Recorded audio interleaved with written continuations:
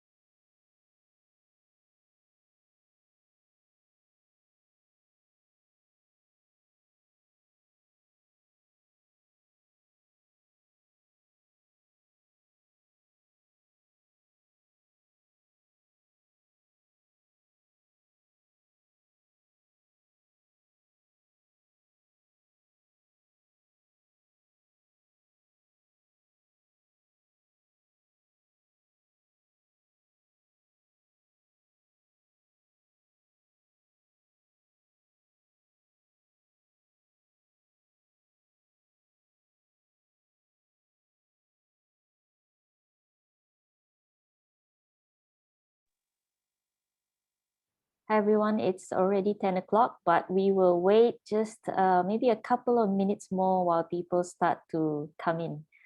All right, I think there's a few more still coming in. Just a couple of minutes.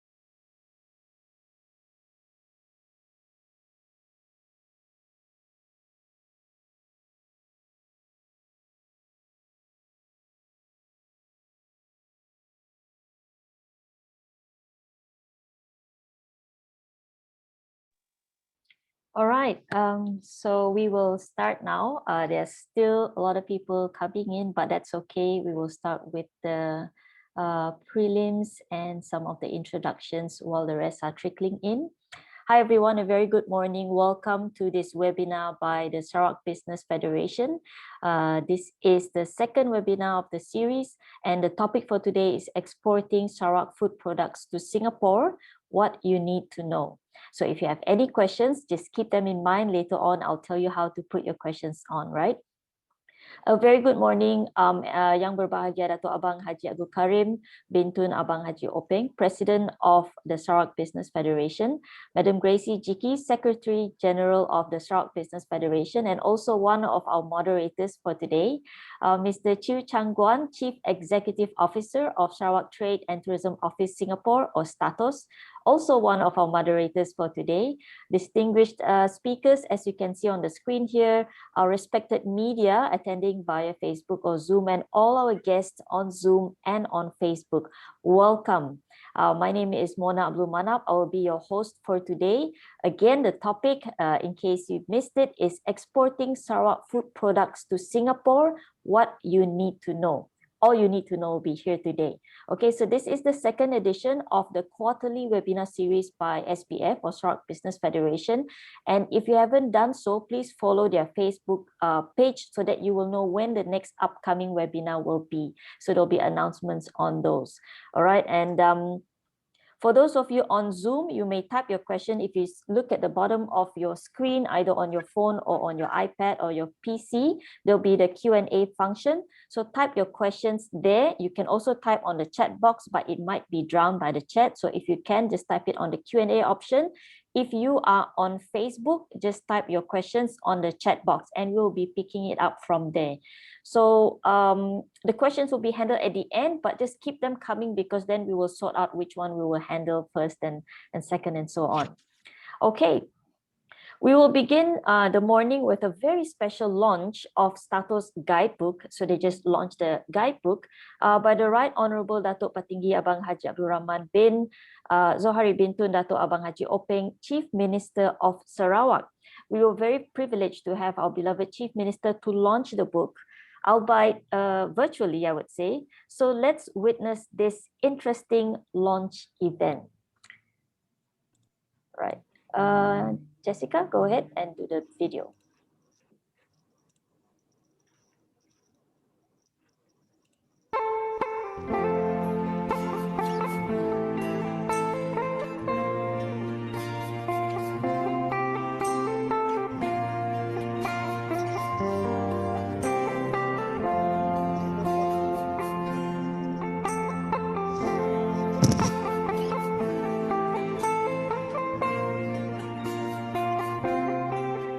Very good morning, everyone. It's not every day I get tempted with such a delicious array of local produce like this. Let me tell you, my office has never smelled so temptingly delicious. I'm sorry I cannot be with you in person today to launch the new STATOS Export Guide. It's a sign of the time that we now have to make do with meeting virtually, but I'm pleased to have the opportunity to add my voice to the encouragement and support I know you have all been receiving from Chiu and his team at our Sarawak Trade and Tourism Office in Singapore. It is one of their key roles to guide you through the export process. I'm sure you can recognize some of the products we are already successfully exporting to Singapore, like Raja Borneo honey and MUSC Laksa fish. I understand that continuity of supply is often the main barrier to growth. If you are able to attract investors to help you improve yield and expand production, increased sales and profits will follow. I would also like to encourage small producers to join forces and work together cooperatively to achieve economies of scale to assist with joint transportation and logistics. Sadly, there is a whole section of great products such as the Sarawak pineapples, Terung Asam, and Bario rice that are not yet available in Singapore. But they could be, especially if you are prepared to implement step-by-step instructions given in this new guide. It will help you obtain the necessary product certifications and permits for food exports into Singapore. Just looking at this small sample of what we have to offer makes me very proud of the work you are already doing in helping our Sarawakian agripreneurs. We really do enjoy some of the best quality food in the world. I understand some of our organic locally grown products are already recognized as geographically specific, such as this Bario rice and beautiful fresh media. STATOS has helped in increasing the supply to Singapore of Sarawak pepper, laksa paste, frozen tilapia, patin, and our magnificent Humperau fish. They have also been assisting some of our exporters with promotion and marketing of value-added products from their crops, such as banana chips and gula apong. I know that we are currently face some challenges with regard to transportation, logistics, especially with domestic connectivity through reduced air and sea link. I believe in the great potential of Singapore as a growth market for us, and we are working hard to address these issues. Kuching is closer to Singapore than any of the other major Malaysian transport hubs. There is no reason that we cannot work together to build that direct freight and passenger connection if the demand is there. STATOS, along with the Ministry of Modernization of Agriculture and Economic Planning Unit, are expanding our avenues of tapping into the Singapore market. This will surely attract foreign investment into our food production industry. It makes good sense for Singapore, like many other countries, to look into diversifying its supply chains to achieve food security. For Sarawak, the commercial agriculture and commodity sectors have been identified amongst our 10 key major economic drivers. Our goal is to see Sarawak become a net food exporter.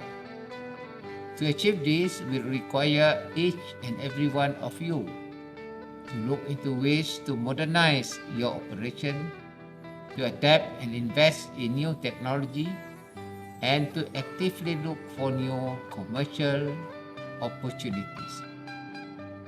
Remember, you are not working alone. Make no mistake, the state is absolutely committed to building both the physical and digital infrastructure that Sarawak needs to reach our full economic potential. Singapore, with its access to global market chains and strong international business community, is one of the very best places to start. My congratulations to STATOS and the University Technology Mara Sarawak branch for their joint effort in producing this excellent guide on the export of Sarawak food products to Singapore. I see this book as both timely and vital as we work together to strengthen our food export sector. I urge you to read it thoroughly and keep it close at hand as you look forward to a new and brighter future. I wish you every success and invite you to keep in touch with STATOS team and provide your feedback as you embark on this journey. I'm sure new edition will be required as STATOS continues to update and improve the information it contains. This is Pineapple. Thank you, YB Chief Minister. So, Chu, don't you agree? It's time to have more product in Singapore. How soon we can see this great Sarawak pineapple on sale there? We'll get right on it. And I wish we could get such fast delivery all the time. Thank you, sir, for your trust in us. And we look forward to bringing you good news very soon. Thank you.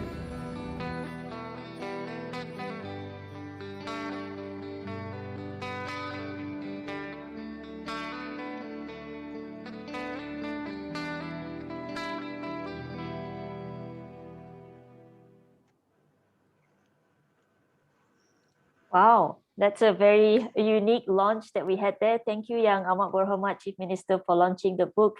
And that was quite interesting, passing the pineapple from one country to another within seconds. Chiu, I'm surprised how you did that. Well done. And for those of you who would like to purchase the book, it's now available at SPF office in Kuching. So just give them a call and you can get it over there. All right, to open today's episode, we have the honor of inviting our Datuk President to give his opening remarks. Datuk, please.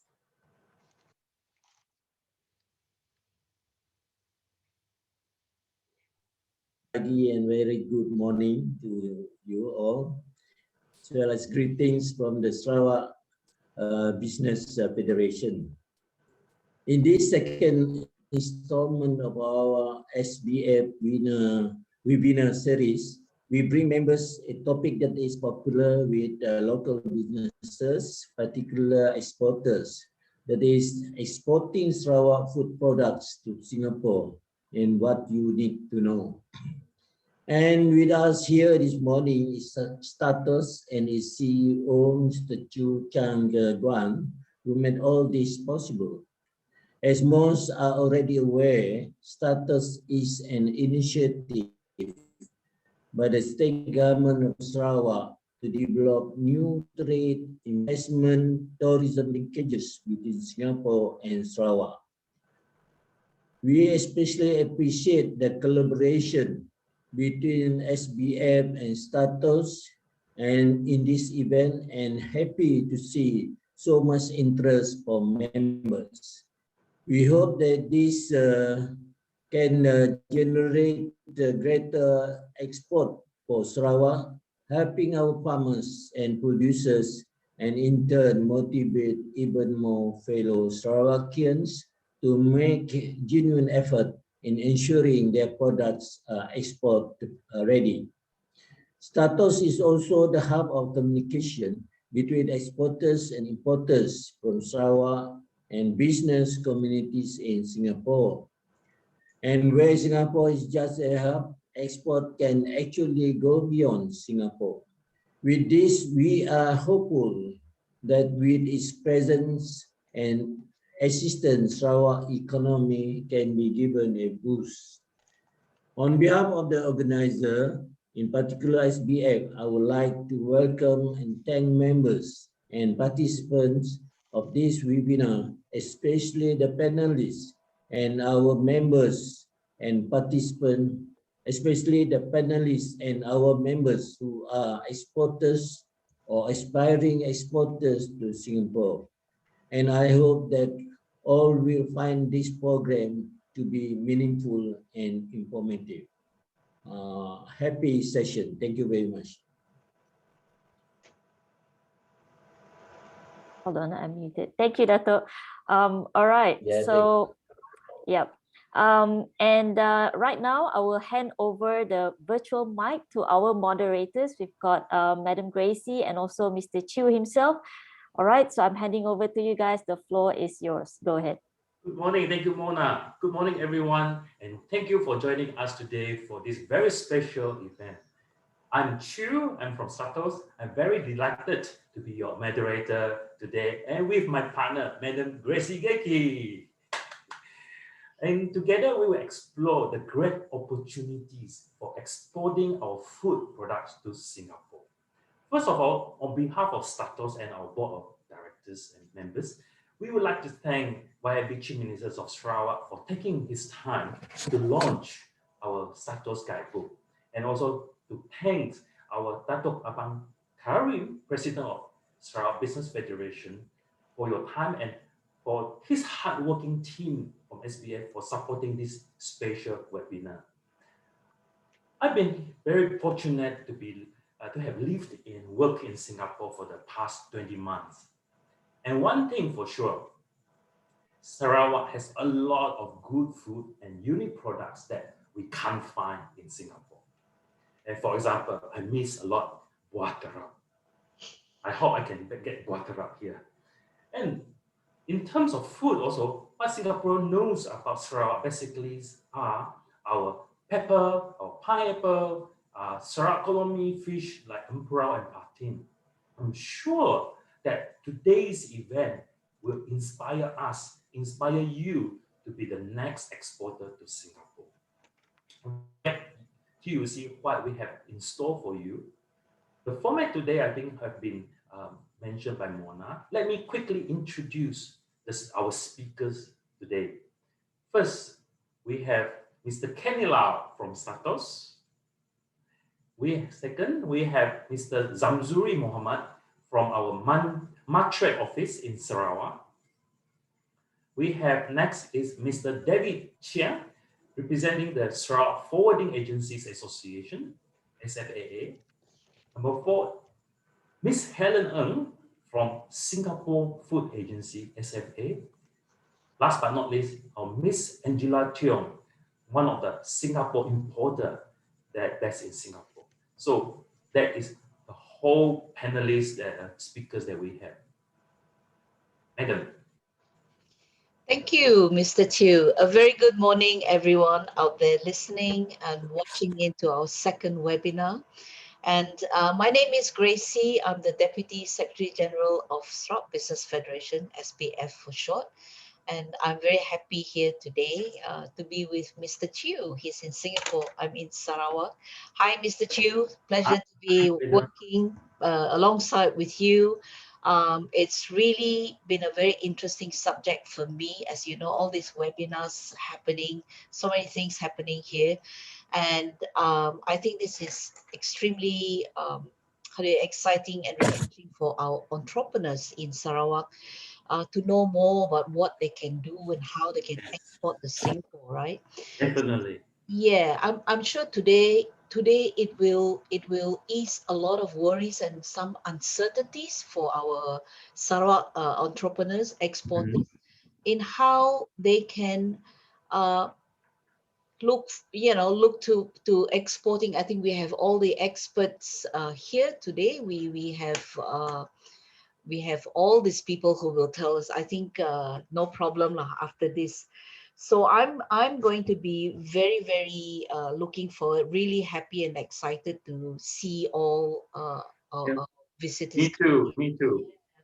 So with that, I think the person who should be telling us a lot more from your STATOS office, why don't I get Mr. Kenny Lau to come on stage? Kenny, over to you. Why don't you tell us a bit more? Good morning, fellow Sarawakians and everyone. Good morning. Hi, Kenny. Yeah, good morning, Gracie, Chu, and everyone, Dato. Yeah, everyone on screen and all our fellow Sarawakians.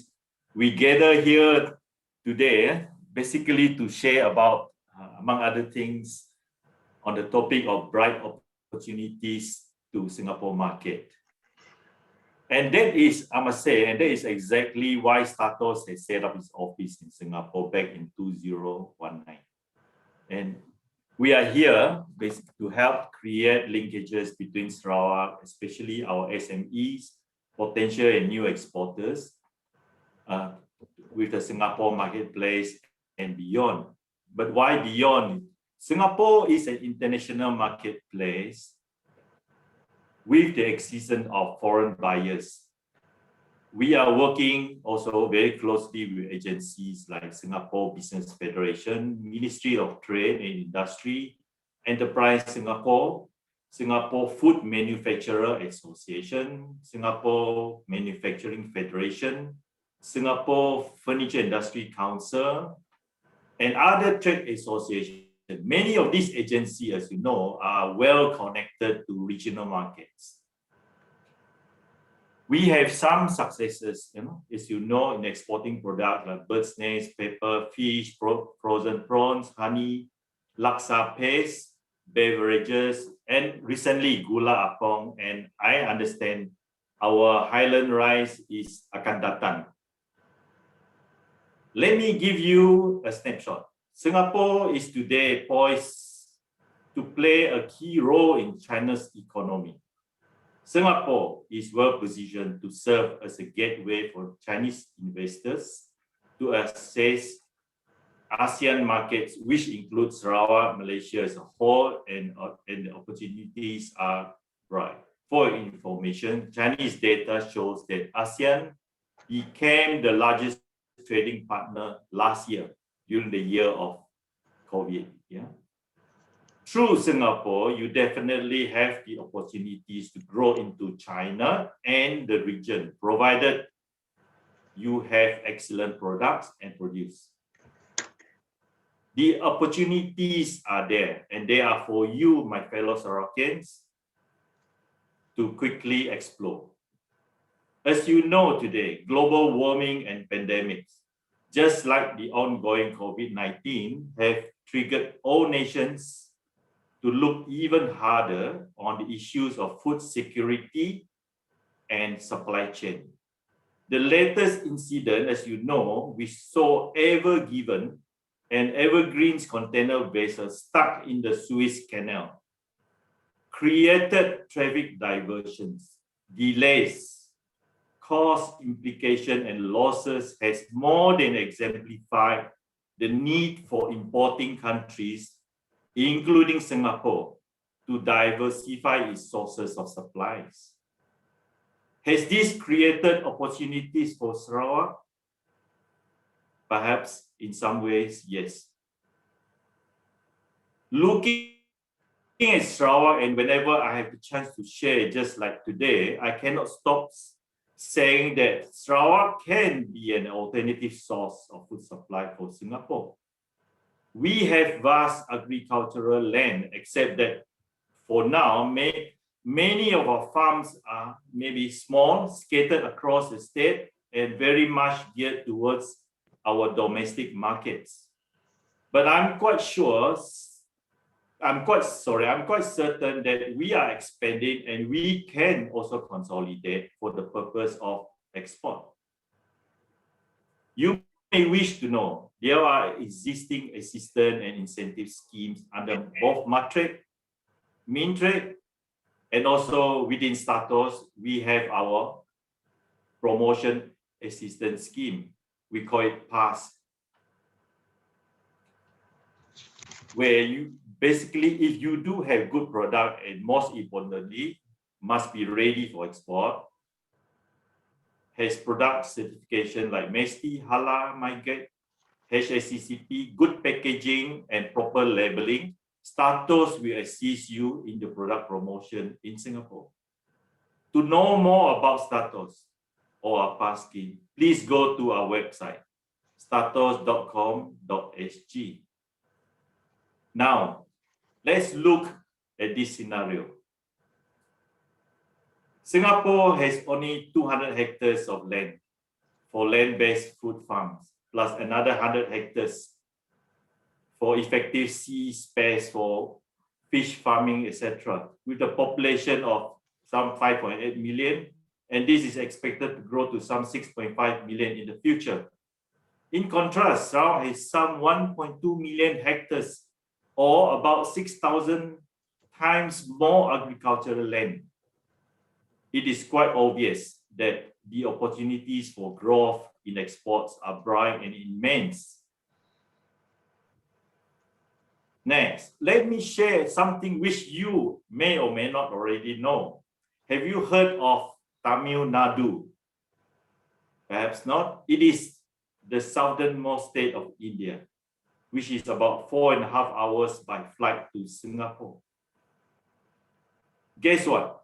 Over 70% of the fresh vegetables in Singapore, Little India, are flown in daily from Tamil Nadu. And this fresh vegetable would normally reach the markets by 5 a.m. on a daily flight to Singapore, Little India. For your information, the average quantity that was supplied was between 20 to 30 tons of fresh vegetables every day. And this arrangement was until the pandemic struck and India went into lockdown sometime in March last year. When flights resumed, freight prices, air freight shot up something like $3 to $5 per kilo. And some of these importers have already turned to stocking up vegetables from Thailand and Indonesia. Again, I'm sure you can see and acknowledge these bright opportunities. Besides, Singapore has been working actively towards its Vision 2030, which means producing at least 30% of its nutritional needs by the year 2030. And there is a huge gap to be filled here. Huge. Sarawak can complement Singapore as our state, Singapore, as our state wants to be a net food exporter by the year 2032. The opportunities for potential exporters are huge if we do it right and fast to get our produce and product export ready. For your information, Singapore has already set up 60 million fund for the agri-food cluster transformation. This is basically to help the farmers better harness that technology in local food production. This is how critical an environment we live in today. Singapore has its own vertical, what we call Sri Lanka crab farm, the Apollo vertical fish farm, offshore fish farm, and the latter offshore fish farm has a capacity to produce something like about 170 tons of fish yearly. Even our vegetables, we are going into a vertical farming under Sky Green too. I would recommend our producers and potential exporters to identify products, including seafoods and livestock, crops and fruits that are potentially in demand, obtain the necessary certification, be export ready, understand Singapore Food Agency import requirements. You can refer to SFA website. And shortly, of course, you will hear from Ms. Helen from Singapore Food Agency, who is here today to share with everyone. And at the same time, you may also explore with potential investors from Singapore. If you were to ask me, I would say pineapples and pineapple paste, durians and durian paste, jackfruits even, udang gala, pork, live pigs, poultry and eggs are all excellent products. Even things like buah kerondong, or we call it buah kedong-dong in Indonesia or in Sarawak. There are also other downstream products such as intentionally designed furniture, engineered wood products for the construction industry, which you can explore and tap on Sarawak renowned tropical woods. No doubt, there are also challenges which we need to address and manage along the way, which includes our logistic constraint, managing our production costs from the very beginning, ensuring sustainability in supplies, quality packaging, proper product labeling, have competitive pricing, understand your shipping terms, and also, most importantly, to understand the Singapore marketplace. Please contact us in STATOS, and if we want to share with you, to work with you, make your product export ready to reach the Singapore market. Our website, again, statos.com.sg. I believe I have given you an insight into opportunities for exporting to Singapore. Thank you, everyone. Have a good day. Over to you, Gracie. Thank, Good, Mr. Chiu. Very good. yes, thank you, Kenny. Thank you for that inspiring presentation. Yes, I think you are right that there is a lot of things we can do and has bright opportunity for Sarawak in Singapore market. It's really true by asking ourselves, why can't Sarawak be an alternative source of food supply for Singapore? Yes. We are just 1 hour flight away. I'm sure I can see a lot of questions already coming in. A lot of questions are very true to how to answer that later. We will come up later. But before I go to the next speaker, I'd like to just a quick, engage with our audience. I just want to know, where are you based at the moment? Just type at the chat group, say, where are you? Are you in Kuching? Are you in Miri, Cebu? Just give us a clue. Where are you? So we know where actually the whole audience are best in which city. Either you are in Zoom or you are in our Facebook, just type on there and let us know. All right, moving on. It's now time to hear from our second speaker sharing on export procedures. Wow, very important. It's not that difficult, but I'm sure you have to try it. Let us welcome Mr. Zamzuri Mohammed, Director of Matrix Sarawak Office. Over to you, Mr. Zamzuri.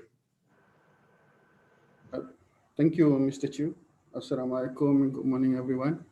And thank you, STATOS and SBF for inviting Matrix to this event. And let me share my slides. Yes, we can see. Today, I am requested by the host to present on the export procedures and also requirements for Sarawak processed food and also agricultural produce. And to me, I will be on the explain on the general export procedures as the specific and focused market for Singapore will be explained and deliberated by Ms. Helen from SFA. These are the contents of my presentations. I will go briefly share about Matrix and also Sarawak's trade performance. And after that, on to the export procedures requirement and also the assistance provided by Matrix for Malaysian exporters. We are the National Trade Promotion Agency of Malaysia. We are an agency under the Ministry of International Trade and Industry MITI. I think you all know that our mission is to make Malaysia a globally competitive trading nation. The mission is to promote Malaysia's enterprise to the world. We have 5 offices in Malaysia. 3 of them are called regional offices located in Penang, Kuala Terengganu, and also in Johor. The other 2 are known as state office, which are located in Kota Kinabalu, Sabah, and also in Kuching, Sarawak. We are, for Sarawak office, we are located on 10th floor, Menara Grand, next to the Grand Continental, Jalan Banhau. We have 34 trade offices overseas and also 12 marketing offices overseas, which are located in major commercial cities all over the world. As you can see, these are the locations of our offices overseas. And these indirectly indicate the focus market for Matrix. And what our trade officers and also marketing officers do, their responsibility is to link Matrix exporters with the foreign buyers, the potential foreign buyers in their countries and also the countries under their coverage. Also, apart from that, also to provide us with the market intelligence, product market studies, market access for the markets, for products, and also the linkages and also advisory, trade advisory for Malaysian companies. And contact details for this office you can find on our website. What are core functions of Matrix? We have 4 core functions. We have Our first core function is export promotions. We plan and we organize export promotions events such as trade fairs, trade and investment mission, export acceleration missions, and also international sourcing program. I think most of you are familiar with these missions. And for INSP, is the international sourcing program. Is when we previously we bring in foreign buyers, potential foreign buyers, through our TC offices and bring them here in Malaysia and match them with potential Malaysian companies uh, who want to promote their products and services. Since last year, market has embarked on new initiative which called e-biz match. It's still ongoing. So we match Malaysian exporters with the foreign buyers online through online platform, virtual calls and also virtual conferences. I think maybe some of the audience have been contacted by our officers in HQ, arranging them to meet with our buyers overseas. Um, mm, and then the exporters development. I'm sorry. That's the second co-function of Market. Apart from promoting Malaysian products and services overseas, Market also select eligible and also potential Malaysian companies to be groomed, also to be trained to make sure that their company are export ready. So this can be done for exporters development. This can be done through three major initiatives by Matrix, which are the first initiative is customized program, in which this is an hand-holding program for selected Malaysian companies. So it will be closely monitored by Matrix, and this program such like MTDC and MTCDP, I'm sorry, Mid-Tier Companies Development Program, BWIEDP, which is Bumi Putra Women Youth Exporters Development Program, Exceed, and also Best Exporters Program. The second initiative is through export facilitation. Export facilitation is usually in forms of grants. For example, MDG, Market Development Grant, which companies can claim when they are participating in international overseas, like trade fairs, international trade fairs, in trade missions, and also export acceleration missions. The third one is exporters training program. We provide, the whole year we plan, also we organize training programs for exporters. Through seminars, webinars, workshop, and also National Export Day. Or last year we do it online, National Export Day or ENAC. For our third function, core function is the trade and market information. We through MATRE, through our Business Information Center, we provide Malaysian companies business directories, Malaysian companies can go to Matre and go to our business libraries, in which they can get business directories, country profiles, tariff schedule, market reports, and also statistics of Malaysian products and services.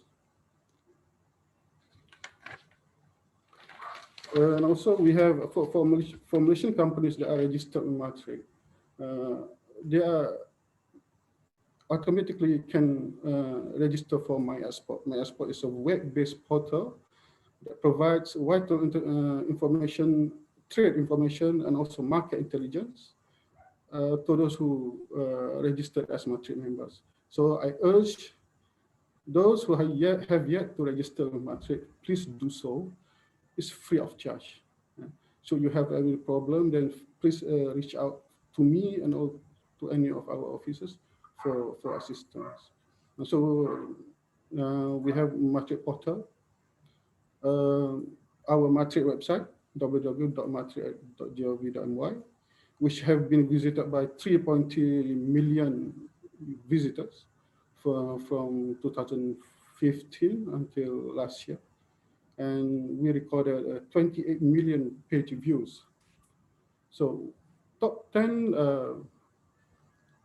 information sourced by the visitors, one of them is the exporters directory, exporters directory, product and services directory. Those Malaysian companies that are registered on Matric, their contact details automatically will be made available online on our product and services directory. These are the summary of our export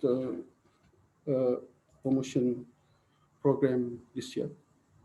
Matric Plan 57 event, and we according to three types now. We have trade fairs, 29 of them, export acceleration missions, 20, and 8 international sourcing programs. And this overall 57 program is spread across 12 sectors, as you can see on the slide. Briefly, I will touch on the Sarawak trade performance every year. As you can see, Sarawak export always registered surpluses. So in 2020, Sarawak's total export was registered a decrease. Unfortunately, I think most of us know, all of us know what happened and why the decrease registered. The decrease of 18.9% to 66.25 billion from 81 billion in 2019. These are Sarawak's major export market and also major products exported by Sarawak. Last year, Japan, China, South Korea, and in India and Vietnam were the top 5 largest export market for Sarawak. And these 5 markets alone represented 70% share of Sarawak's total export last year. So it shows how significant these markets are for Sarawak. And of course, not only for this market, as Sarawak's products may have potentials in other countries and also in other regions too. And these are the list of major products exported by Sarawak in 2020. And more than 80% for exact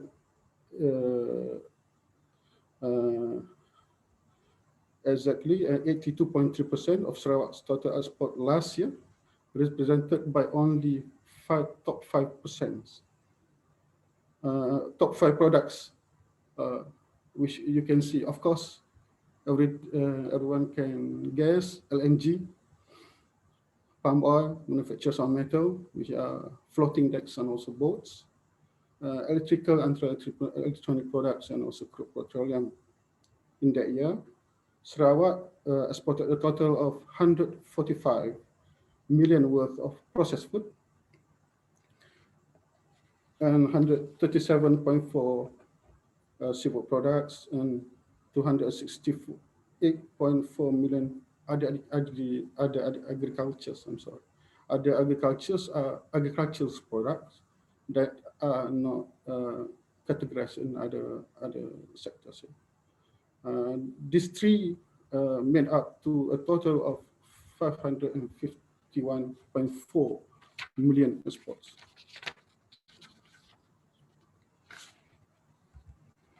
And briefly, these are stats for bilateral trade between Sarawak and also Singapore.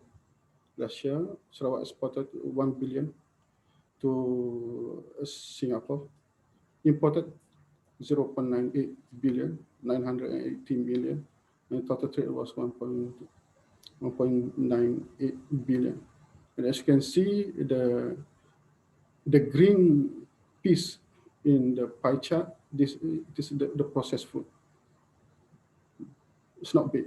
It's only 22.3 million for processed food. But this one is not include does not include the agricultural produce. But for agricultural produce, you can see the 108.9 million. Now, briefly, I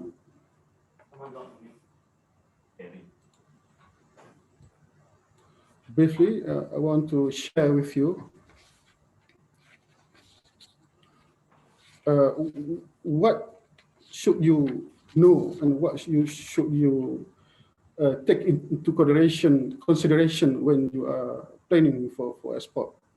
First of all, you must know your products. What kind of products you are doing or manufacturing? What are your products classifications? Your products restrictions, and also does your product requires permits and also approval. So that's what you need to know, because you need to know the HIS codes and also which agencies that you need to get approval when you want to export your products. Are you export ready? So you have to see your capacity. You have to look into your certification for food product. Do you have what certifications do you have? Mostly for Malaysian companies, they have basic MESTI, makanan sihat, makanan selamat tanggungjawab industri, which are certified by Ministry of Health. But there are a lot of other countries that requires more than MESTI. Some countries will require GMP, like Thailand. You need to have at least GMP to export your food products into Thailand. And then if you are exporting to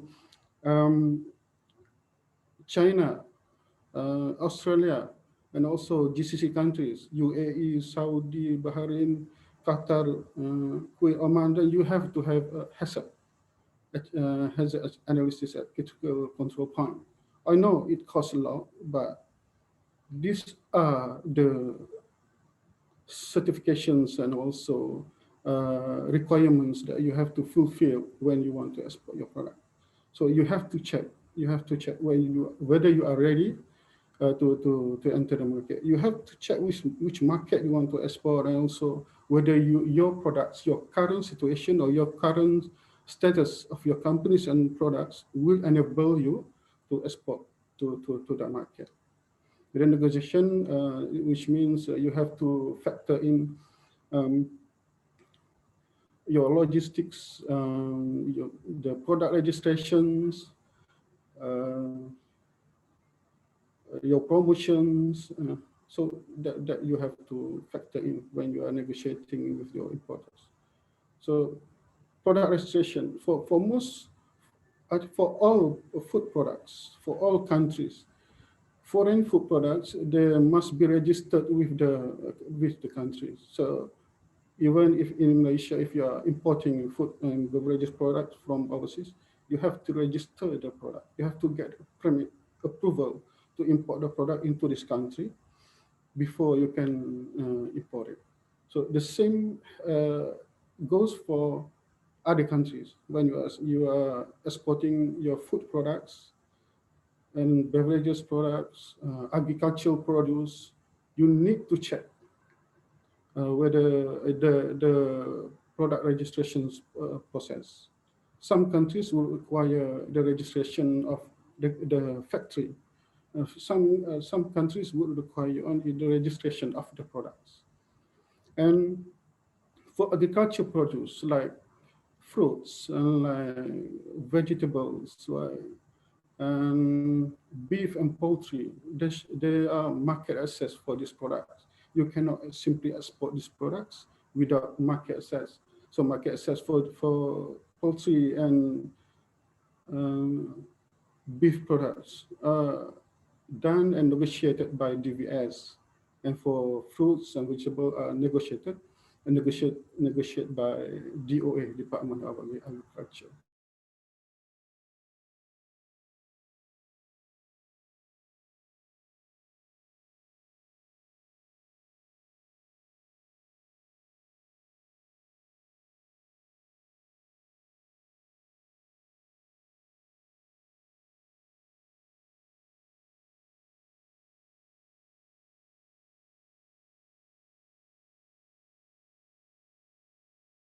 already registered in the country, which they will check also on the packaging, labeling, formulation when your product registrations are approved, and then you can manufacture it according to the approval and for the export market.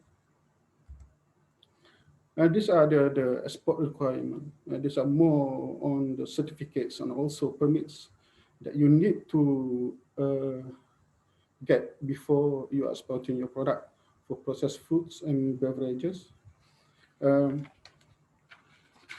Most countries, some countries would require health certificate and also certificate of results. If they are not requiring the health, it's either or. For countries, they will request for health certificate. For other countries, they might request for certificate of results. When it comes to food, the certificate of results is handled by the Food Safety and Quality Division, State Department of Health. So in case of Sarawak, so the State Department of Health. And also, MOH also produce non-genetically modified food contents for export certificates.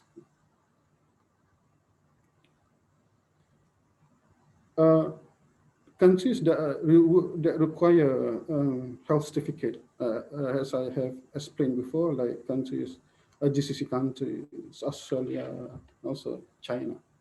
And for agriculture produce, for fruits,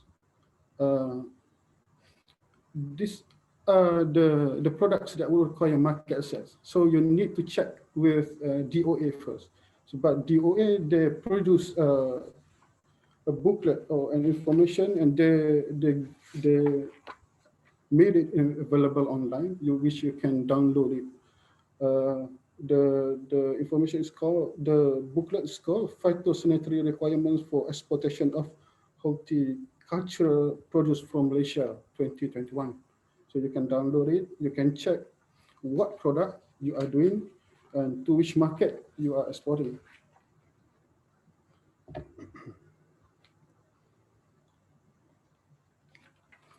So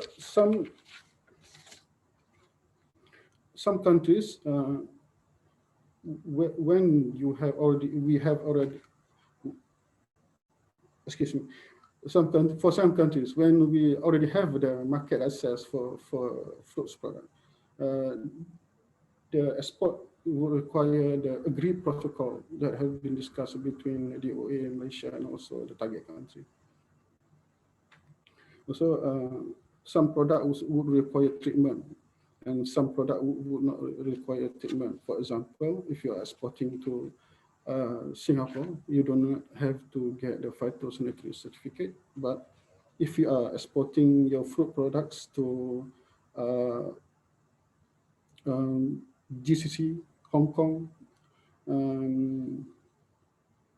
your food products, your fruits need to get the phytosanitary certificate from the Department of Agriculture of Sarawak.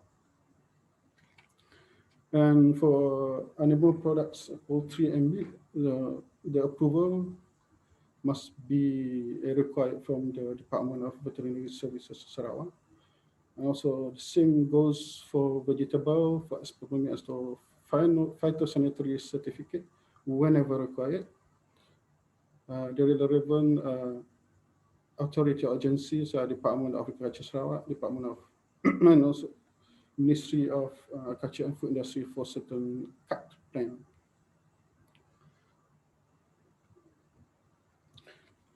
For seafood products, frozen seafood, for fish and fisheries product, and for export permit, you need to get it from Fisheries Development Authority of Malaysia and also Food Safety and Quality Division for certain fishery products and for certain markets.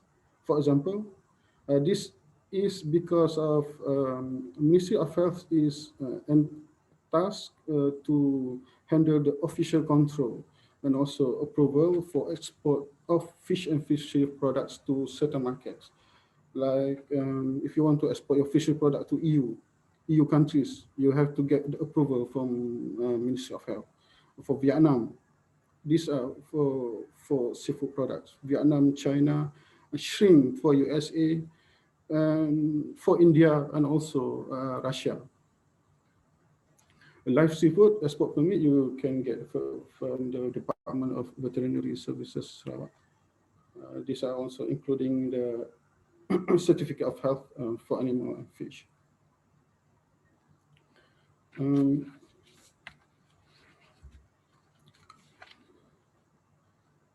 These are the upcoming food and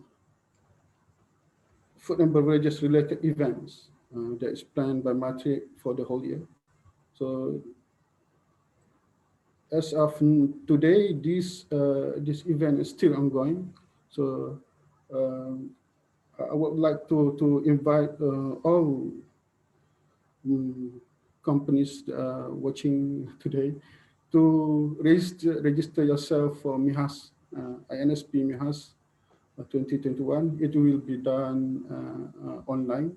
So it will start, it's already started from 1st April until 1st September 2021. So, and then we have 2 AMs, Export Acceleration Missions. We have exhibition in Australia, Fine Food, and we have exhibition in China. And MIHAS will be held a hybrid in this year.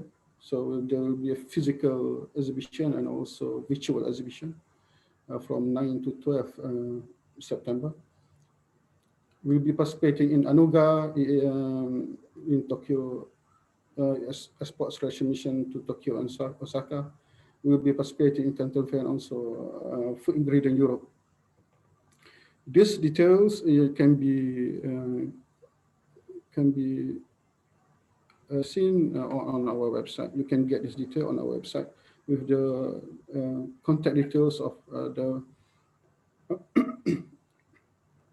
person in charge and also the other information.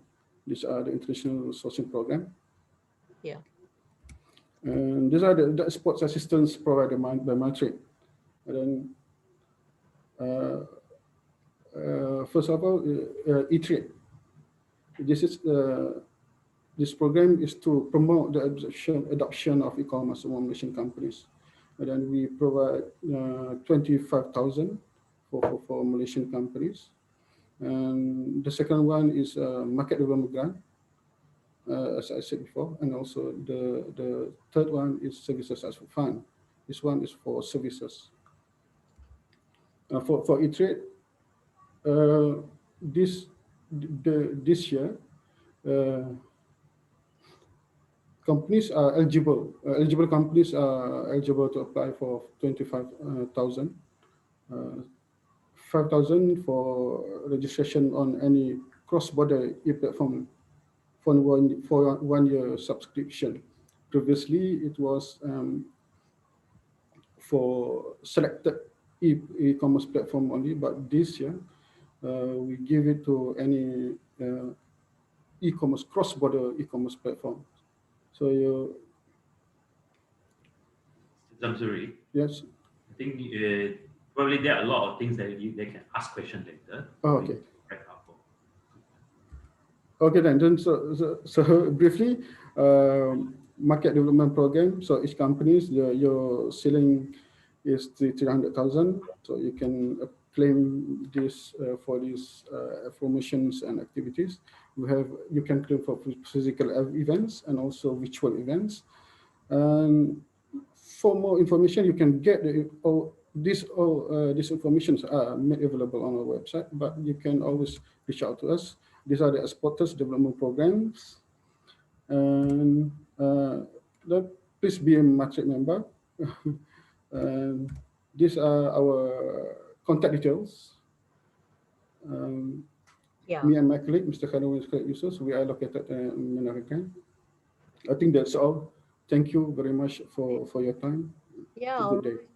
Thank you, Mrs. Zamzuri. I know that was very long, but I already have a private asking if they can have your slides. So I hope that is possible. For those of you who want the slides from Mr. Zamzuri's presentation, Martrade Sarawak, please contact our SPF. I see some 3 key points. I know we're a bit running behind schedule, but I think some key important points. You have hand holding or coaching for new startups and entrepreneurs. You have the market development grant, and Mr. Chiu, I heard reimbursables for trade shows. So if you remember, we had a Pontianak trade mission by SBF. I think we should have one to Singapore, right? Because we have Margaret here available, No. giving all the grants. So we're going to hear more for that. I think you and I got something to do for Singapore. So without wasting too much time, I would like to invite our next panelist, Mr. David Chiang. We need to move our products. We need to know the logistics. So David, over to you. Have a quick snapshot of what our exporters need to know. And okay, over to you now. Thanks. Thank you, Tracy. Good morning, everybody. I think that all of you are interested about exporting things to Singapore, especially your products. So first of all, I would like to say that actually to move or to ship things to overseas is not that difficult. It's just that you need the proper people that to handle your shipment. And like for instance, that do we have the slide?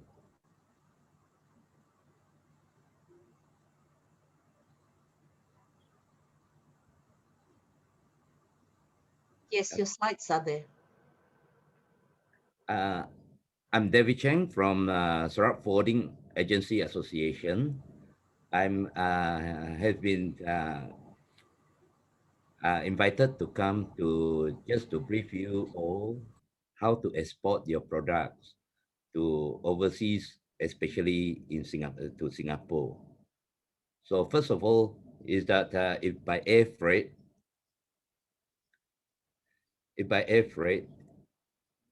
this is what happens. Is what the picture is. So first of all is the book for the cargo space with the airlines.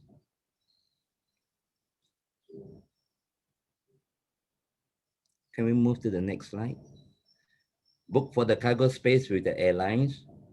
Then we have to obtain master available number, flight number, airlines for the booking.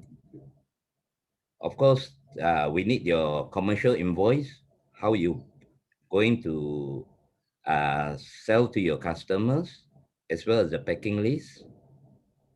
Then as the forwarders or the custom agents, we call it, you will have to submit the custom declaration through the GANET, EDI, that is electronic data input under custom K2. Then submission of custom K2 to the airport customs for verification. Then we get the approval from the customs on the export. All the approved forms and the master available when we have completed all the approval, we'll put it in the pouch and hand over to the airlines operators. That is the mass cargo or the class cargo or the terminals operators. Then they will help us to fly over your cargo to Singapore with all the relevant documents. If there is application for export permits as required, as just now Mr. Zanzuri has already mentioned, the requirements for the relevant authorities, then we have to go about with it before we can do the export, because the custom would also require to verify that it should be approved and certified that they are allowed to be exported. Actually, it's quite simple. This is a sample invoice just to show you that an invoice is being issued for the products that required to be sent. Next one is this. This is custom K2 sample to show that we have to declare in with the Royal Custom Malaysia. This electronic data input, that is the submissions of our requirement to the EDI. This is the master airway bill. That is the airlines airway bill. Right now we are using neutral, meaning that we can use a printed airway bill. As for the seaport, right now is exporting from the sea, by sea to Singapore or to any other countries. We have to arrange that, first of all, your what is your product, and then that we have to do the booking with the shipping line for the cargo. At the same time, whether you are using containers or whatever requirements, the equipments that required to be used. Then we have to obtain the booking with the shipping lines, then obtain the shipping inward delivery order. As it is for export, that we require your commercial invoice and packing list. Then we have to submit your custom declaration through the Daganet, that is the EDI. Then under K2. Then we have submissions for custom K2 to the seaport custom to verify the export items. Then we get the approval from the customs department at the Senari port or the Cebu port, or all the ports are in Sarawak.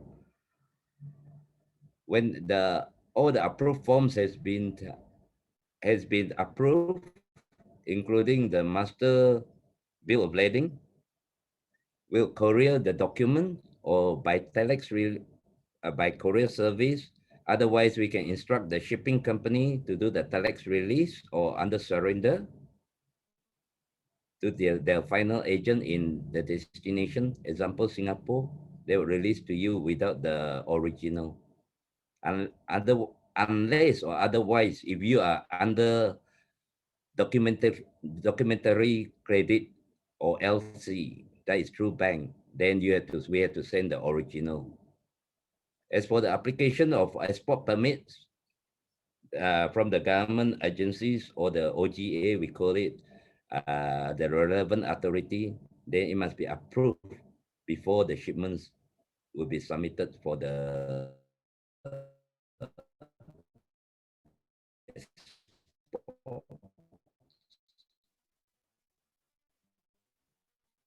actually it's quite a simple task through these exam lines.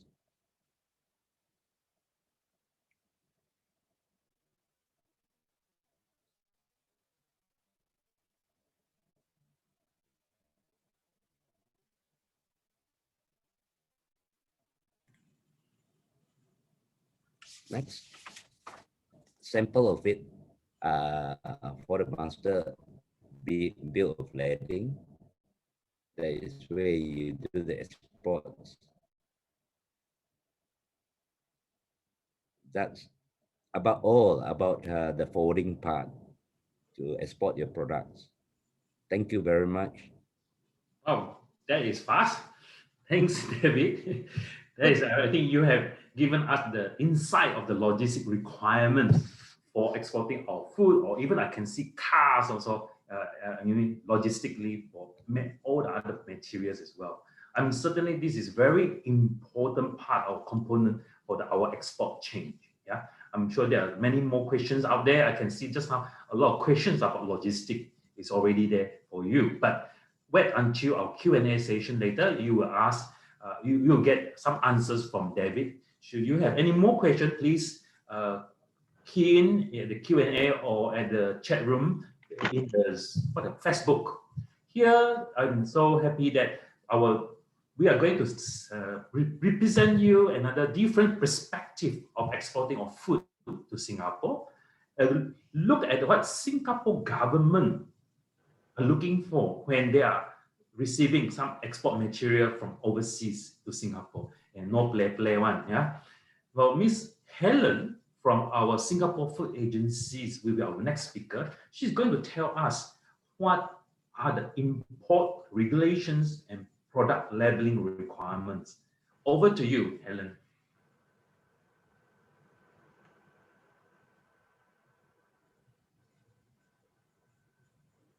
Okay, can you all see the slide? Yes, we can. Okay, good morning, everyone. I'm Helen from the Singapore Food Agency, and I'll be sharing on Singapore food import control. Listening to just now those the speakers before me, I believe this is very critical for your for exporters from Sarawak who are going to intend to import export food to Singapore. So I'll start my presentation now. Okay, the Singapore Food Agency is formed on 1st April 2019 with the mission to ensure and secure a supply of safe food. So with this in mind, we hope that products coming to Singapore is safe for everyone in Singapore. All right. And by having oversight over the entire food supply chain, SFA is able to better streamline processes and strengthen Singapore's food safety and supply. SFA takes a science-based risk management approach when determining our import requirements and standard setting, taking reference on international standards, guidelines, and recommendations such as Codex and ORE. This is to ensure that the food is safe for consumption while taking into account animal and plant health. In the absence, these requirements and standards are set to meet our own appropriate level of protection based on risk assessment conducted. Import requirements are published on SFA website, while standards are gazetted in our food regulation, a subsidiary legislation under the Sale of Food Act. Okay, I will now provide an overview of Singapore food import control. As Singapore imports most of our food, regulating food for food safety at import is very important. We adopt a science-based risk management approach by targeting measures at higher risk food products. For instance, the import of meat, eggs, related products, and livestock, and some fish and seafood are only allowed from approved sources. Okay, this is the flow chart on what our local importer goes through when they want to import various food products to Singapore. They have to be licensed and are required to apply for an import permit. After the consignment clears custom checkpoint, they may be subjected to inspection and sampling. Food consignments of higher risk food products may be detained pending laboratory test results before they can be released for sale, what we call hold and test. Lower risk food products are usually released after customs clearance, and SFA will conduct sampling through market surveillance. Okay, as shown in the flow chart just now, interested traders trading in the various food products are required to be licensed or registered by SFA first. Okay, these are the types of license that we license importer. If you're importing meat and fish, you have to get a license to import meat and fish, fresh fruit, vegetables, etc. So these are not, for example, if you're importing meat and fish and fresh fruits and vegetables, you cannot use one license for both products. You have to apply separate license for various. That's why we have breakdown of different products that you're going to import. And as of currently, we have 14,000 traders that we have licensed with us. And this the objective of licenses is to capture detailed identity of the product importer, and we also allow us to suspend or revoke errant importers of unsafe food, and also facilitate food recalls. Okay, after traders are licensed, they are required to apply for import permit for every consignment that they bring in. This is done through the TradeNet, a Singapore single window system. Some of the information that need to be declared include the importer name and address, product HS, and SFA product code. Sorry.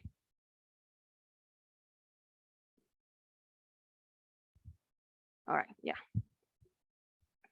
Product description, product quantity, country of origin, brand name, etc. The permit is valid for 14 days, and this allows the importer to declare for their import early. Information of the consignment is also transmitted to SFA earlier for our planning purpose. Import permits are issued only when import requirements are fulfilled. To facilitate the processing of the huge amount of permits application per day, we have a number of features in the system that allow us to approve the application in a timely manner, as these are perishable products. Okay, this step-by-step guide, a step-by-step infographic summarizes the import procedures for bringing food into Singapore. As I mentioned, you have to make sure that your product is you have an importer license. You need to make sure that your product comply with our food regulation, and apply for permit and before you can be imported to Singapore. I will now go through the import requirements for the various categories of food products. Some higher risk commodities require accreditation of the source before imports are allowed into Singapore.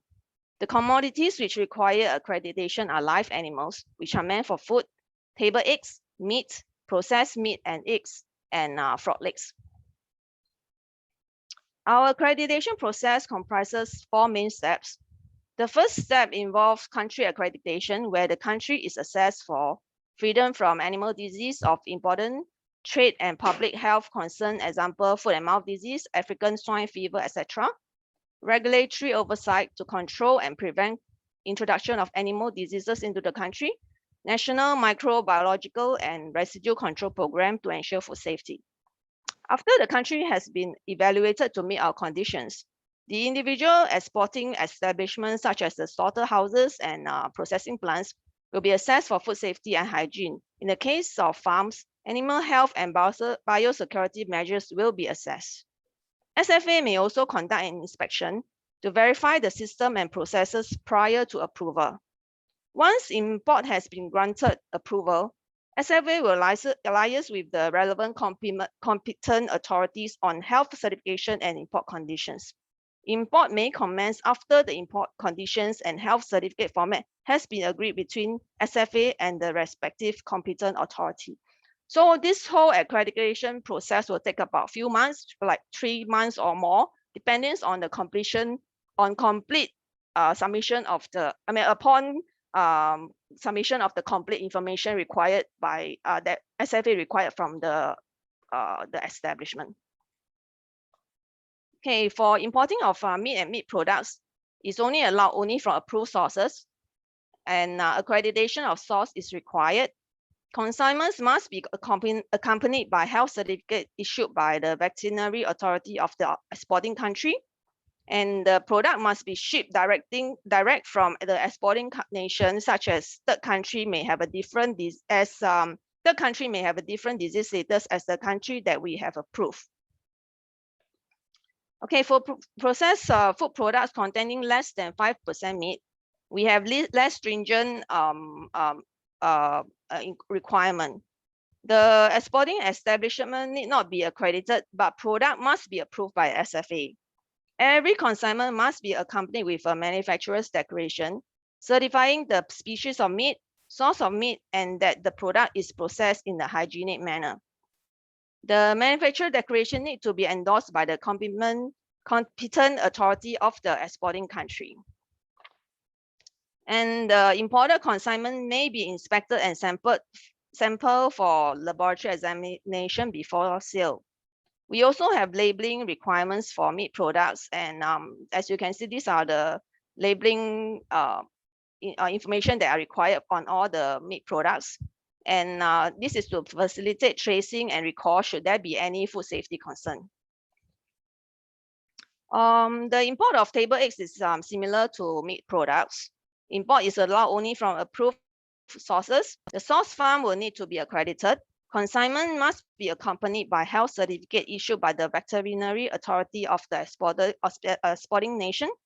In addition, eggs exported or transported in refrigerated container must have the temperature maintained throughout the transportation.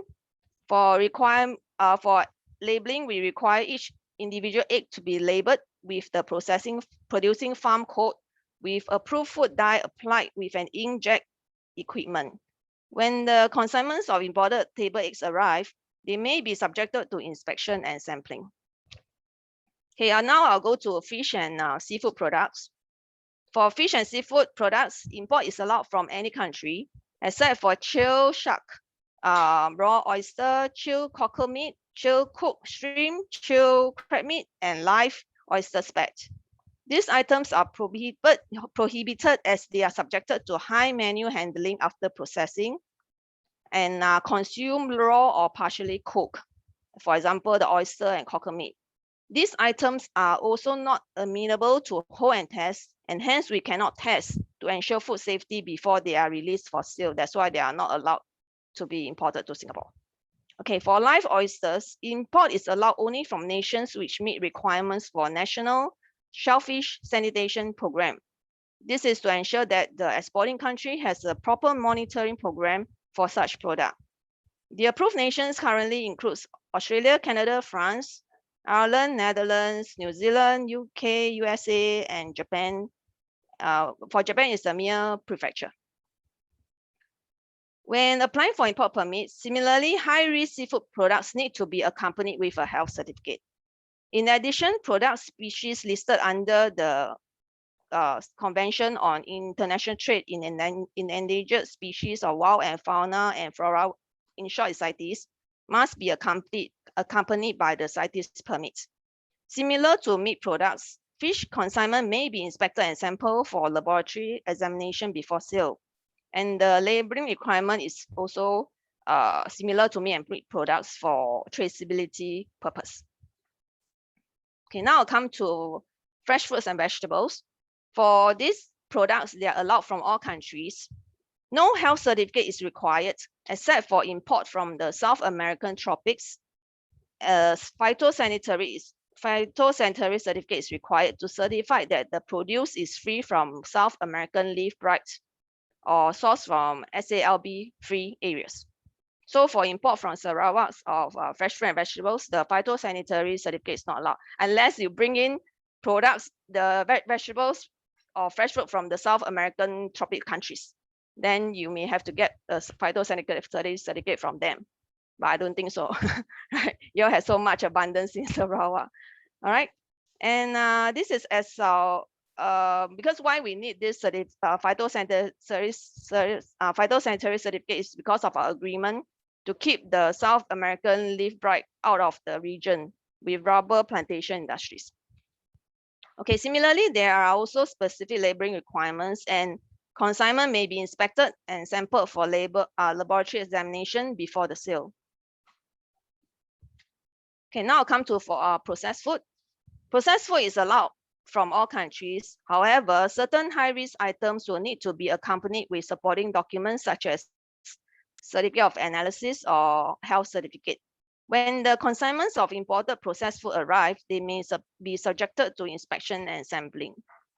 The details of the import requirements for specific high-risk products can be found at our website. We have a document in our website.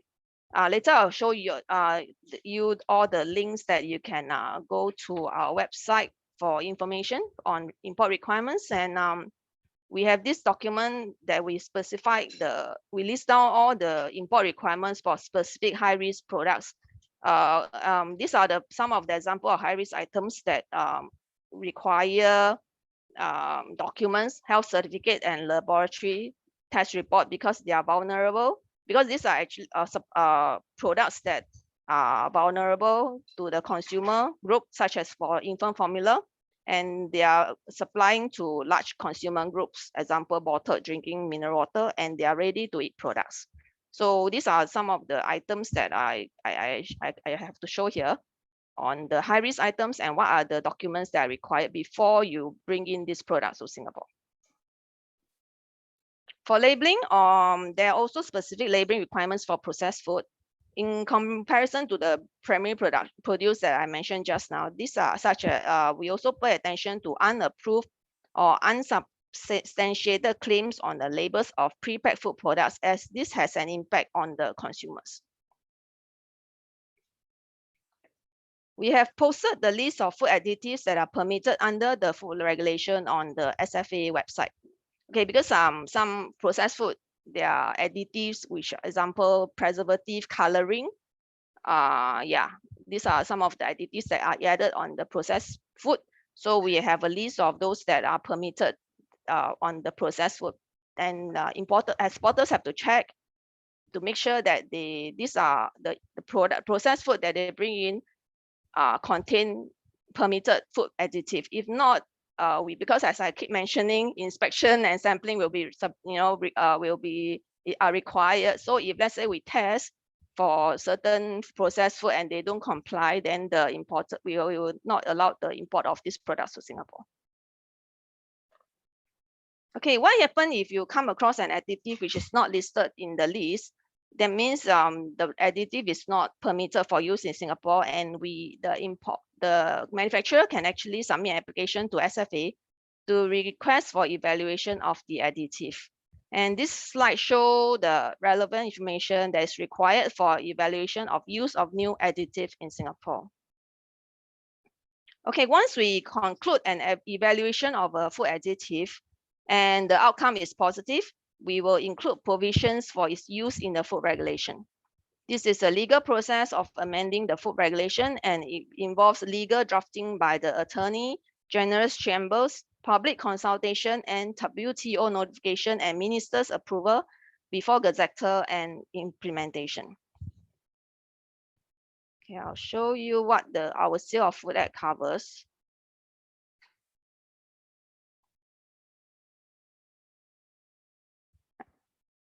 Okay, the Sale of Food Act covers the safety of food products made available for sale in Singapore. Under the Act, it is an offence to sell food that contains non-permitted substances, contains a higher level of substances that is permitted, it is unsound or unfit for human consumption, it is not labelled as prescribed, the label advertised is in misleading manner, and the product is not of quality or nature demanded, and the product is prepared under unsanitary conditions. Okay, to help traders comply with the requirements under the food regulation, SFA has made available of a number of tools and resources on our website, and this is the link that you can go to look through food regulation. For example, you want to import maybe some maybe processed food to Singapore, you may look through what are the information that are, I mean, for example, you want to put coloring in processed food, you may go to our regulation to look at what is the limit, the permitted limit, the permissible limit that is allowed to be added in the product, the color to be added in the product. And also information on the food additives you can find at this link. And we also have a guide to food labeling and advertisement, which is more detailed than what I've presented just now. And we have vitamins and nutrient calculator. If let's say your product, you need to have certain claims on the label, you also can submit an application to us. And we also have a handbook on nutrition labeling. As for the import requirements of specific food products, which I mentioned for high-risk processed food, this is the link that you can look through. And import requirements and procedures of food products, which I've briefly done through just now. If you want to see more details, you can also go to our website and have a look. And for inquiries on accreditation and food import related matters, you may submit your inquiry through our online feedback system, which is the link. It's an online feedback form. You can actually select what there's a list of product topics that you can actually ask. You can choose on what inquiries you want to ask, and then we will respond to your queries. Okay, so I've come to the end of my presentation and hope you all have a fruitful, it's fruitful to everyone. Yeah, thank you.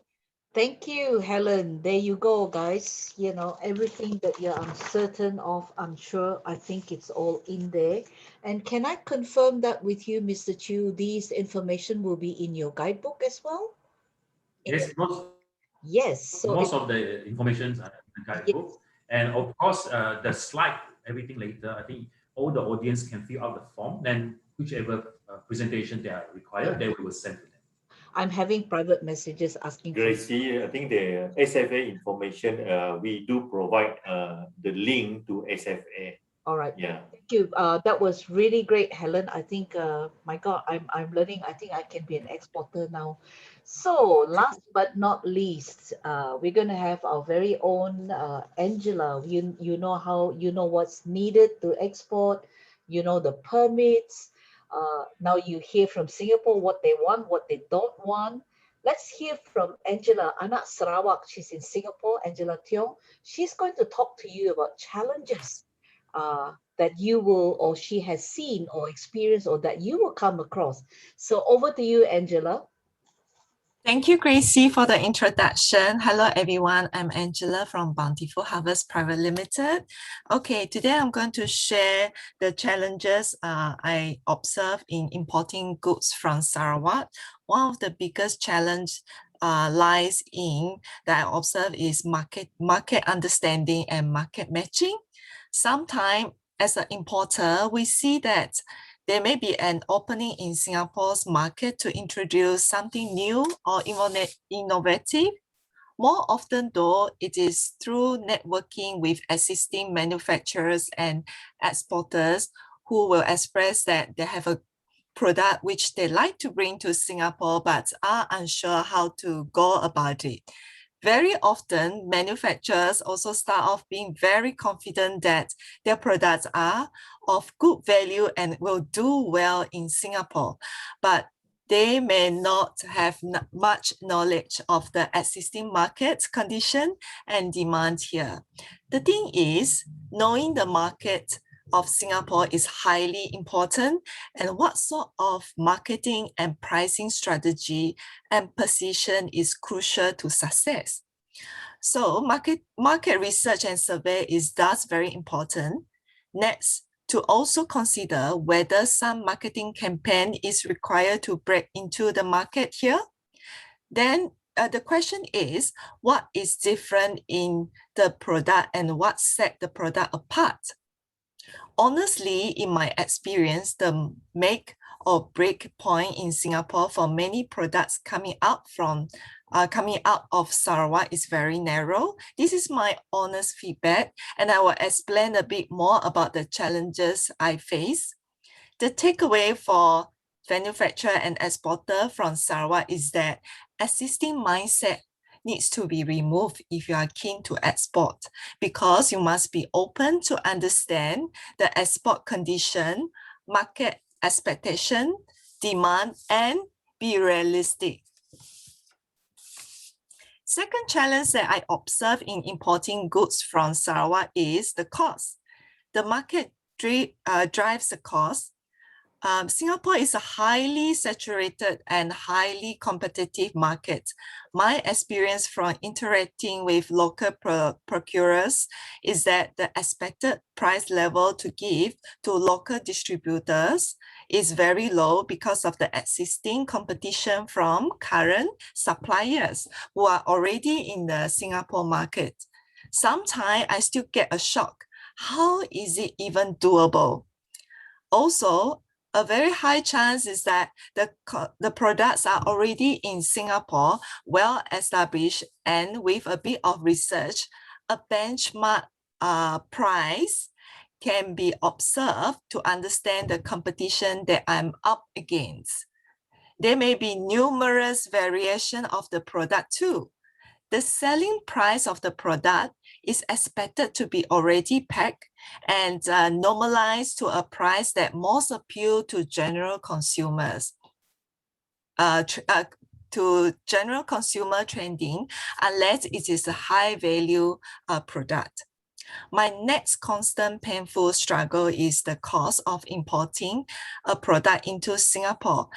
For example, the transport cost, sea or air freight, local logistic charges and storage in Singapore is extremely high. So all that I share here so that the exporters in Sarawak can understand. I have done so many price setting exercises. After working closely with manufacturers and exporters, try to optimize for a best win-win case, yet the margin is low, that most of the time is undoable. Next challenge is the product details. The exporter must understand that it is important to have all the relevant certification for the product to be carried out by the right accredited parties or agencies, so that the importers will be able to properly import the product, as previously mentioned by Mr. Zamruli. Besides certification, the existing product branding sometimes may not be suitable or attractive to the consumer in Singapore. Again, I will always do some research in this area and recommend to exporters to sometimes like change their brand packaging if they are open. Also, many products are not in the ideal form of packaging. For example, when we want to import fruits from Sarawak, so they will come like they do not have a proper packaging for it to be exported. So in this situation, I would say that they must be committed to design or provide the right packaging. Singapore market is good testing ground. There is a low tolerance for poor packaging, and the consumer feedback is always a good and accurate indicator to the exporter to improve the packaging. As you can see, the challenges are many, yet why we keep trying? The reason is Singapore is still a good market platform for product to launch from. Singapore is a very stable market. Once a supply chain is established, often the potential to expand and to increase, as well as further exporting to overseas market, is very big. There is also a lot of trust in a product that is selling in Singapore, because there's a low tolerance for unethical products and products of questionable quality. Even better, if a product is further enhanced and become a Singapore brand, the product has ever greater leverage and potential to grow. So Singapore is a good market to test and refine product, especially product from Sarawak. So in summary, in my experience, for a product to do well in Singapore, first, product must be of good quality and should be properly certified. Cost price must be low, and transport and logistic storage costs must be well managed on the both ends of the supply chain. The volume must be a sustainable source and scalable. An exporter must be willing to refine, improve, innovate their product. Product must have a differentiator value or quality, and there must be real interest and demand in the product. I will also advocate the product to be environmental friendly, as this is a factor in product selection that is considered more and more by the consumers in Singapore. So, and lastly, Sarawak must understand market out there and be open to transform internally. My hope is to see more certified Sarawak product to be imported to Singapore and international market. Thank you. Over to you, Mr. Chiu. Thank you, Angela. Very insightful and open our eyes, open our audience eyes, understand there are so much to be done before they can export. And I think every time we have to take a small step to understand the needs and requirement. After I hear you, I think we will have a bright future for Sarawak. Not only for Singapore, I can tell you, it's also for other overseas market. Yeah. So actually, we have reached the last part of our program. Our panels of speakers will answer questions you may have. I think I have seen many questions out there, either Facebook or in the Zoom. Let us start. I will jump into the very first few questions. Yeah, Gracie, shall we? Yes, let's go.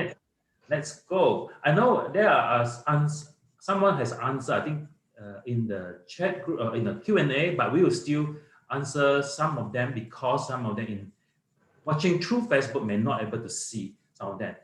All right.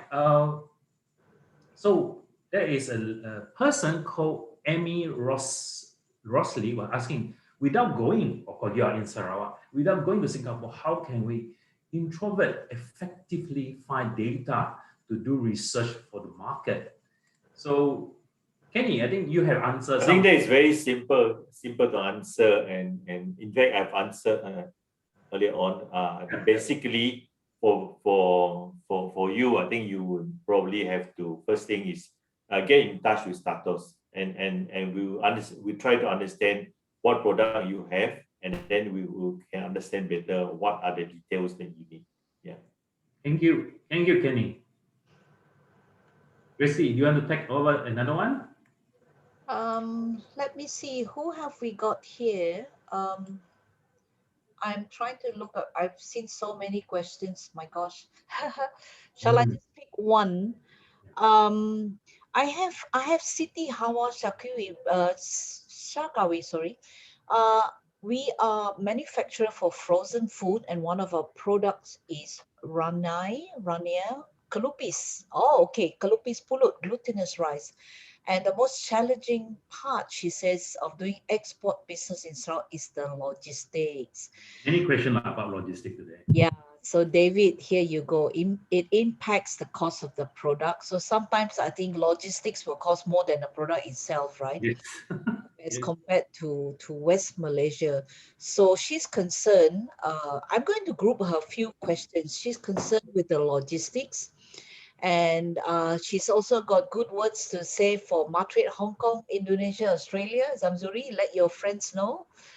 Very supportive and introduced importance to her company. Question is the Sarawak government providing logistics for Sarawak exporter? So David, maybe you might want to handle this question. When she mentioned about Sarawak government to provide logistic to the private sector, I'm quite vaguely understand the question. Is it meaning about grants or incentives or whatsoever that she's referring to? Yeah, I believe, I'm not sure, Mr. Zamzuri, whether this would be covered in your MDG market development grant for exporting where logistics is concerned. No, actually, currently it's not part of the Yeah, claimable expenses not part.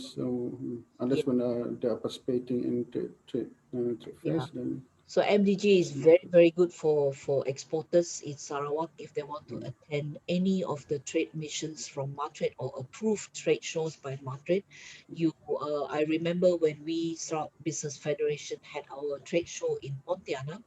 A lot of our members, we got them to join Matrade, and they were able to have to be reimbursed for their participation fee, their accommodations and things like that, and even for marketing material. So yes. it is a concern, David, for I think smaller products. When I look, I mean, as in lower cost product, where logistics will be a challenge. That's something that we'll have to think of how we are going to help such products. They are lower in cost, so the We worry had a part lot is, of this question on logistics for the last whole yes, year, very even good. coming to Singapore. So just to give an idea, not idea, but some support that we can think of from Sato's point is, if you are sending samples coming to Singapore, talk to us. We can support through one of our small scheme called promotion assistance scheme. You have to apply, but of course it's a win-win situation where half of the cost will be shared. There you go, City. So you have to contact Mr. Chew, STATOS Singapore. You can see the email there. Disturb him and ask him how he can help you. Yeah, over to you, Chew, for the next question. Okay, I think let me choose another question that everyone wants to know. What logistic? A lot. I think perhaps I want to add something regarding logistic here too. Yes, you go I ahead. think logistic, if you look at logistic as a producer exporter, one cannot look at logistic constraint now as a short-term issue. If you are a businessman, you're a producer, you must look at logistic on the longer term basis, in the sense that before you even talk about logistic, you must know about what is the product that you're producing or you intend to export, and do you really have a do you have a market for your product? You need to have a business plan. You need to understand your costing, your production cost. That at the end of the day, if you don't have volume, obviously your logistic cost will end up on a per unit basis will definitely be very high. But if your product has got a market acceptance, both in Singapore and beyond Singapore, then you produce more and you achieve economy of scale, your production costs come down, your logistic costs will probably come down. So then going forward in the longer term, when our logistic infrastructure within the state improves, I think things will be better, costing, everything will fall. So it's a long-term kind of thing. So yeah. That's good. Chu, I'll pick up one more question and then Go ahead. Helen, we have one question from Miko Chang. What are the SFA regulations on food products sold in Singapore via international e-commerce channels such as Shopee or Taobao? As I mentioned just now, we have our Singapore food regulation. We have all those products that are being regulated, and the regulations are all on the website that I have. So for products that you bring in, if it's if they are local seller, that means they import to Singapore and put on the shop online platform, they have as same as all the importers bringing food products to Singapore, they have to comply with all our Singapore food regulation and as well as the import requirements. Yeah. All right. They will have to go through it's the same. Yes. It's If not, they will be prosecuted. Yeah. And yeah, you have to put down the. I mean, you have to remove the product from the platform, and you are not about both. If you don't, you will be will take enforcement action against you, the seller, and as well, you are not able to sell the product on the online platform anymore. So it doesn't mean that you sell online, you will escape us, just can escape SFA surveillance and inspection. Yeah. Okay. I think here the key thing is you bring any product that reaches physically into the Singapore mouth, I think it comes under the food. Yeah, food safety and public health are very important. You cannot escape. You can't compromise that. Yeah. Online selling is just a tool, a commerce. Yeah. Yes, bringing in food to Singapore still need to follow our procedure. Yeah, requirement. Okay, thank you. Mr. Chew, would you like to just add on? Don't think that is too difficult. It's quite straightforward, quite easy. Yeah. Don't scare our exporter away. Okay. Another question, I think from Nico Chan, of course, I think some of the question has been answered, but he is concerned about any services or plan for setting up a warehouse in Singapore for fellow exporter. Interesting. I think I would like to take that question. Yeah, go ahead. I think basically setting up a warehouse, that again depending on what kind of scale are you talking about. It can run into like tens of millions in Singapore setting up a warehouse. But by and large, when you are new, normally people rent and go for leasing facilities within Singapore. But again, this is an issue that an exporter should discuss and negotiate with your importer or buyer in Singapore, who should bear warehousing and storage costs. At the end of the day, it depends on your purchasing agreement, your sales agreement with the Singapore counterpart. You have to negotiate on the pricing. Some of these warehousing storage costs falls within your pricing, your export pricing. You may take into your export pricing. And likewise, I mean, it has to be beneficial to both parties, the seller and the buyer at the end of the day. That's why I said it's very important. Even in fact, besides warehousing, you have to take into cost element like logistic costs also. Yeah. All right. Okay. Can you see? Yeah, so I think your STATOS guidebook has come in handy, Mr. Chew.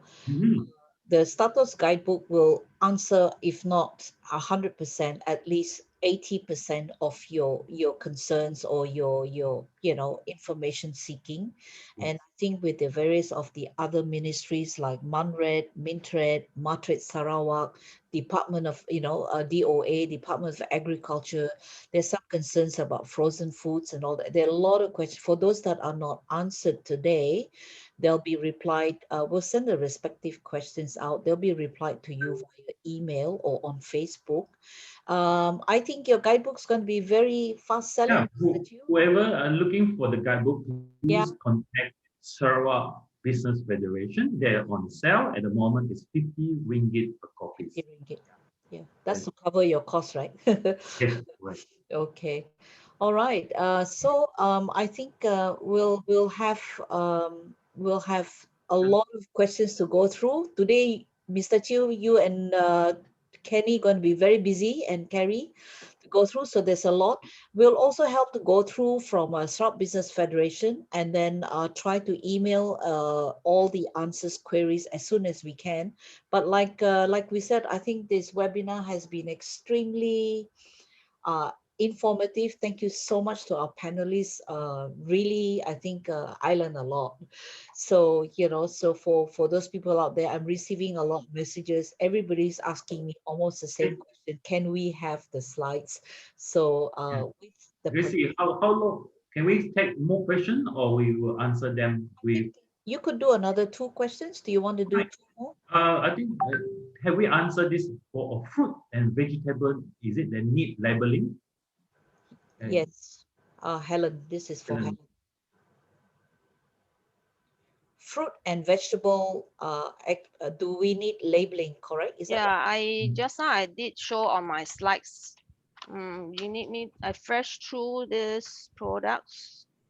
Okay, maybe I flash the slides again. Another one is about tuak, which is rice wine with alcohol. What do they need?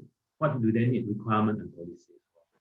That one you have to go to our food regulation and look through the list of alcoholic drinks, alcoholic products.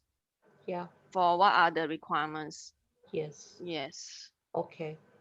I think you gave some very useful links. I think all the information is there. Yes. So I think it's really wonderful. And for all those questions, we will be putting the links, but please contact Sarawak Business Federation via email to inform that you would like which slides. Some I have got one who wants the slides from Matrit Sarawak, and I've got one from, well, a few from Helen on Helen's, and for the logistics for David's SFAA's slides. So I think that will help them, plus the useful links in there will be able to help them to, surf through and check for the information that they want. Yeah. Any more questions, Mr. Chiu? Yeah, this is the slide on the fresh fruit and vegetable labeling. Yeah. And yeah, the information, it has to be labeled, and the packaging must bear the name, address of producer, product description, date of export or packing. But this is a general guide. It's just for this presentation. More details can be found on our website. And as I say, for inquiries, go through our online feedback form and be more, there are topics there. So be specific so that the inquiry will be forwarded to the relevant department to advise you in a timely manner. As long as you choose the appropriate topic, you'll be routed to the correct department, and it won't be routed, to various departments. So make sure you select the correct topic and in detail, write down the inquiries in detail, and then you'll be responded to you within our service standard. Yeah. Thank you very much. Yeah, Gracie, it looks like all the slides are selling better than the books. Yes, for now. But I'm definitely going to get a book, because I think this is very useful information. What do you think, Chu? Yeah, we are happy also to mention that if you have anything particular you want to ask, no need to be in this webinar. We can talk privately with Zoom, and then we can invite certain people with us, and then we can explain to whoever out there. Even some of you may want us to be in speaking in Mandarin, so we can also have a separate session. Yeah. I think by and large, if anyone out there is a fellow Sarawakian, if you do have good product, you think you want to get into the Singapore market, please reach out to STATOS, email to us about your product, send us the product catalogs, your SOP, your certification, whatever, your company profile, reach out to us anytime, and then we can Zoom and discuss. Yeah. Yeah, Helen, you want to say something? Yeah, when submitting an inquiry to SFA on the online feedback form, I mean, just for additional information is to give us the more detailed information of the product, because like just now the wine that you mentioned is what to what or whatever. We may not know what is it. It's basically a correct. Sarawak So native give us rice the wine. product specification so that we will, just if we just we may not understand what is this term. So give us the detailed product information so that we won't delay in giving you what are the requirements for these products. So give us more detailed information like the product specification, and then my colleague who saw your inquiry, when they look into your inquiry, before they reply inquiry, they can give you all the information that you are required before you import this product to Singapore. Yeah. All right. So I think that wraps up our webinar to everyone. Thank you to everyone. I think Mr. Chiu, one last one. Don't forget to reach out to Mr. Ting from Cebu. There's a lot of interest from Cebu. I think you have to do one in Mandarin and for Cebu, but that one you cannot get me lah. I cannot. My Mandarin. You speak Hokkien later. Hokkien. Okay, Hokkien. You speak Fuchao. Yeah, I cannot speak, so we speak Hokkien. What is important also, there is a form up there. I think fill in the form. There's a Google form, and I think that will give STATOS a good indication of where you are at, your product, your whatever permits you have or what you need. And I think STATOS will be very, very busy handling them. Wishing you all the best. And like I said, Mr. Chiu, I think we need to do a Sarawak trade fair in Singapore, yeah? Okay. Yes, or festival, or whatever. I'm looking forward to be able to come back to Singapore. Well, thank you very much, and I'll pass over. Thank you so much, everyone. I'll hand over back to our host, Mona. Thank you. All right, thank you, Chu and Madam Gracie, and to all the fantastic speakers. We've had a really, really, really productive session. We've got tons of questions. So again, just to repeat, those of you who had your questions unanswered, you can email STATOS directly, and you can also fill up the form, and then they can be in touch with you. You can put your questions in the form, it's the feedback form. So on Facebook, they're posted in the chat box, and also on Zoom, you can see it in the chat box. Just click on the link. All right. And if you wanted the slides, you can also put in the feedback form, and we will know who to send it to. So it's all in the form that we've already posted. And if you haven't done so, please like the SPF Facebook page. That's where you will get updates of our upcoming talks. We might have another one with STATOS, you never know. So you want to be the first to know for that and register for that in future. Okay, so until then, thank you for joining us today, and stay safe and have a great day ahead. See you guys. Yeah, thank you. Thank you. Bye. Thank you, everyone. Thank you. Thank you, everyone.